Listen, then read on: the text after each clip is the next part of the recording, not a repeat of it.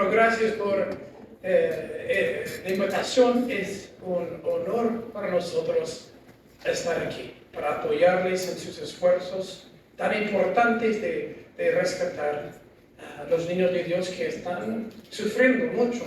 El crimen que está creciendo más rápido que cualquier otro del mundo es la trata de niños. El problema del tráfico humano no reconoce fronteras.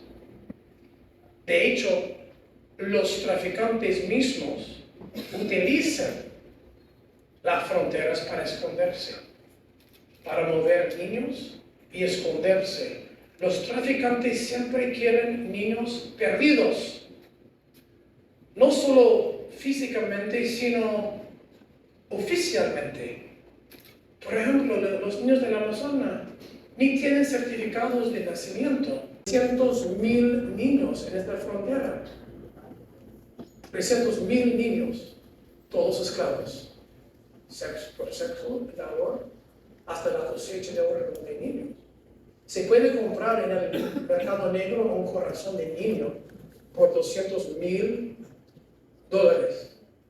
Imagínense cuán fácil sería si fueran malos, si fueran demonios ustedes y querían ganar dinero, cuán fácil sería ir a la frontera de aquí y la República Dominicana, sacar un niño hasta Europa, vender los corazones en el Medio Oriente, donde el mercado negro está muy fuerte.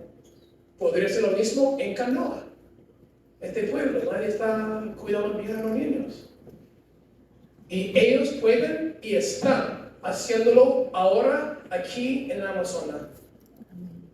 Sabemos que Brasil, siendo un país tan grande,